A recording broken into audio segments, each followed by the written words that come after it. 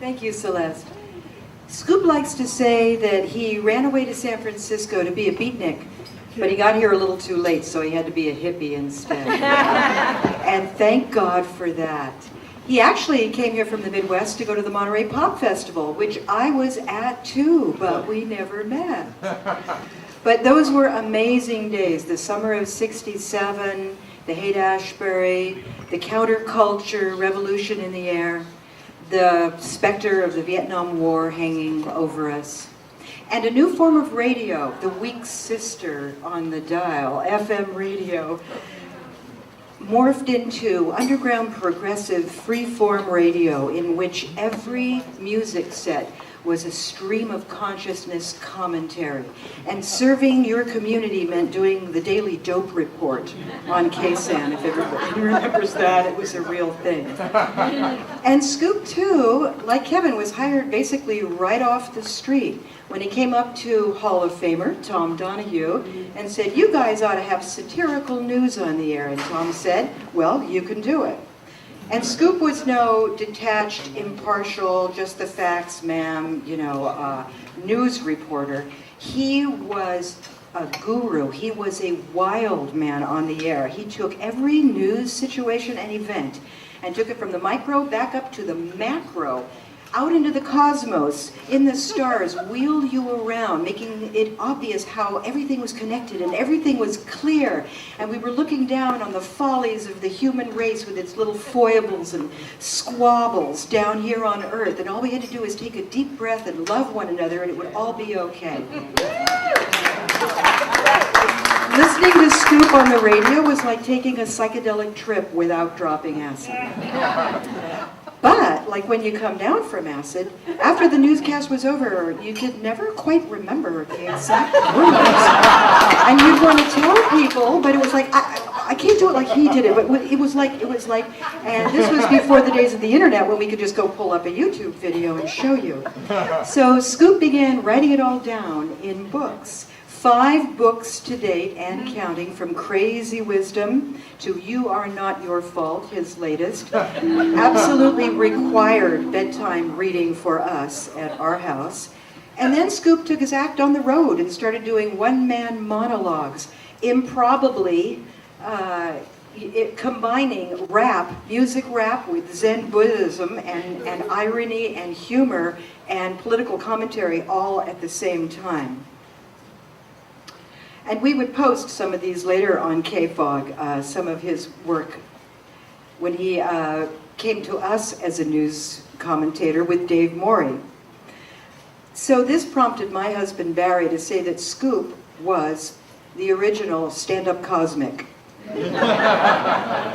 And Scoop also shares his insights and meditations with his Zen Buddhism community, who know him as Scoopji, at Esalen and at Spirit Rock in Marin. But it is Scoop on the Radio that we are here to celebrate today. I will never forget, before Kaboom, the fireworks, the pyrotechnics, Scoop would do the opening invocation with his then radio partner Dave Morey. And Scoop would whisk us all up into the sky before the fireworks. And that theme music of his, that unmistakable Miles Davis piece, when you crank it up, you knew you were in for a wild ride and that you were going to have brilliant epiphanies. And Bob, I think actually we have that theme music here today, don't we? Thank you, Rosalie. Friends at home, friends in the studio, I have 60 seconds. Hey, okay, Glory, there's everyone. Scoop's music.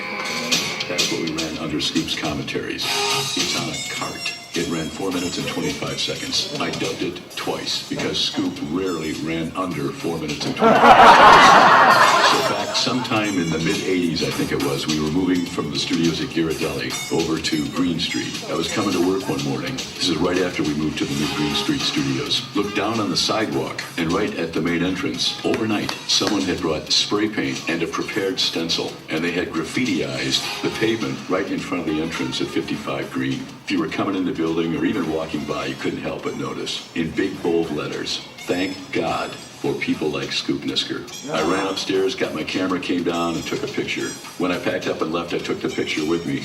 But now I think it's time to return it to the man it was about. And I know he'll probably toss it in the trash can, but Scoop, just take a look at it and know that the sentiment is pretty unanimous. Not only for his radio work with KSAN and KFOG, but also for the books he's written, the seminars he conducts, the properly centered consciousness he tries to bring to the rest of us. And I'm not sure I believe in God, but thank God for people like Scoop Nisker.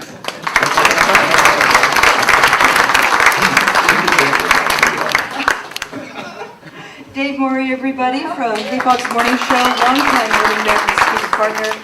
Broadcasting colleagues, I give you Wes Scoop Nisker.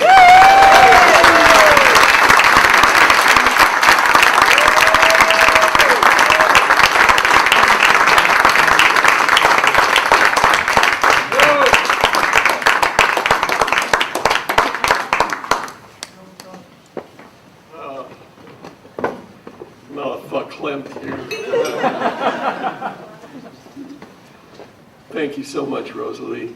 What an elegant introduction. I can hardly live up to it except to say that we're all riding on this little rock together through space, spinning around our orbit in the sun spinning around it at 66,000 miles an hour, causing all the creatures who live on the surface of the planet to grow dizzy, bumping into each other, creating news.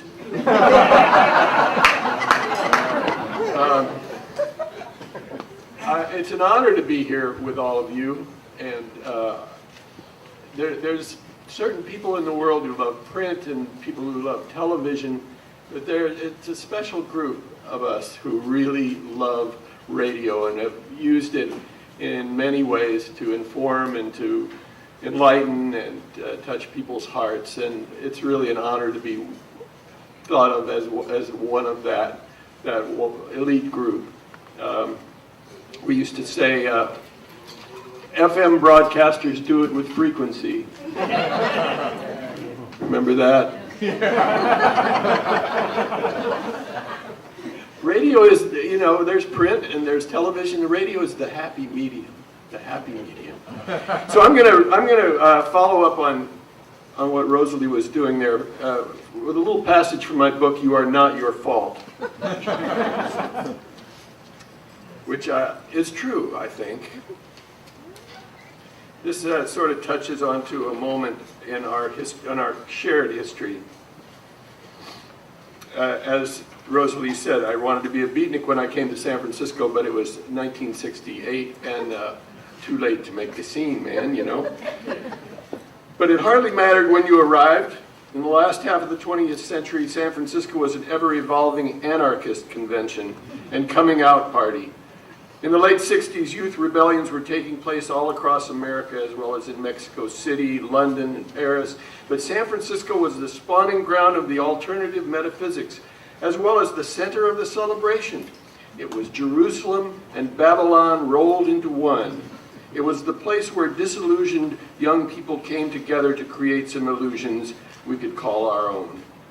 A few months after moving to the city, I got a job as a newscaster on a counterculture radio station, KSAN-FM. And for a few years before the profiteers took over, KSAN and stations like it across the nation were rightfully termed underground radio. We criticized the government, made fun of old-time religions, encouraged the use of marijuana and LSD, and of course, played the music to accompany all of these activities. We were tribal radio, filling the heads of American youth with a call to rebellion and celebration. The programming at KSAN reflected the growing counterculture interest in Asian spiritual traditions, as well as various esoteric myths and rituals. Every day, the morning disc jockey threw the I Ching and gave a full astrology report. As news and public affairs director, I would interview Buddhist, Hindu, and Sufi teachers who were beginning to come through town more frequently in the late 60s, offering the Western hippies even more new ways to pray and get high. Marshall McLuhan called radio the tribal drum, and it certainly was true for those who began to identify themselves as part of the hippie tribe. Although my newscasts became an essential element of KSAN's programming, the main message of the station was always the music. Hippies and radicals alike were caught up in the spell of the new rock and roll, the heartbeat of our common generational revolt.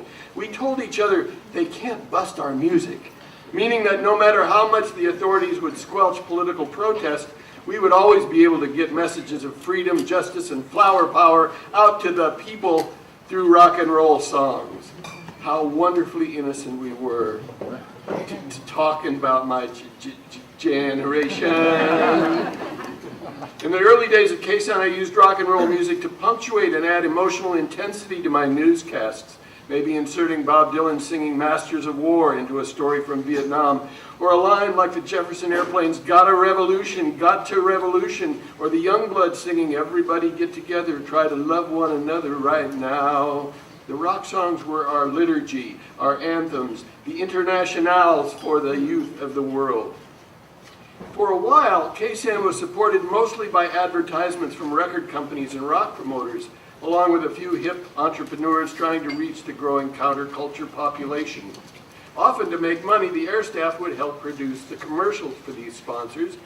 I produced a few ads for Undulator Waterbed Company, which, believe it or not, was one of 11 different waterbed companies advertising on KSAN during the first few months of 1971. The hippie tribes were obviously conducting their cultural experiments in comfort. To paraphrase Emma Goldman, if I can't sleep in a waterbed, I don't want to be in your revolution.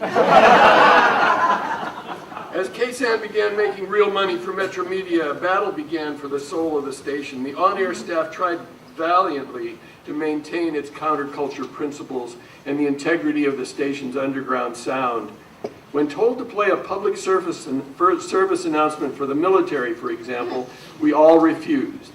I remember one disc jockey trying to reason with the station manager saying, "Hey man, you've got to realize people are tripping out there in front of their radio. I don't want to be the one to bring them down with an army recruitment ad."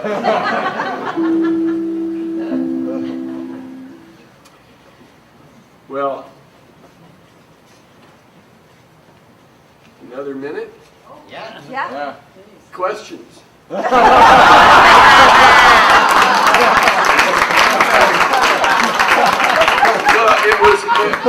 It was such a rare moment in radio, as Rosalie pointed out. You know, there wasn't a lot of money to be made or lost in FM radio. People didn't even have them and have FM on their dials, and it was a time for experimentation, and it happened simultaneously with this cultural explosion, this renaissance that was happening mostly in the Bay Area. You know, it was a beautiful, beautiful time to be working in radio, and I'll never forget it. And I really feel honored to be here and accepting this award. Thank you all for all the good work you do in the world. Keep the good sounds coming, good information.